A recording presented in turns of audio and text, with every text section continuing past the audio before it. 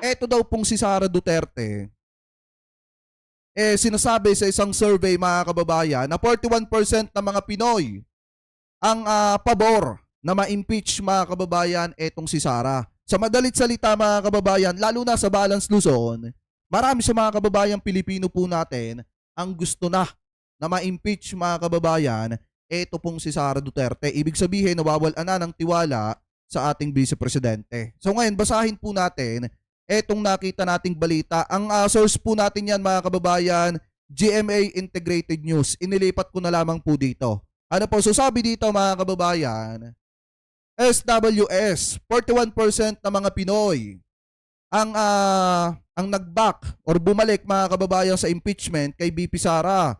4 sa 10 Pilipino o 41% ang sumusuporta sa impeachment o pagtanggal sa pwesto ni Vice President Sara Duterte.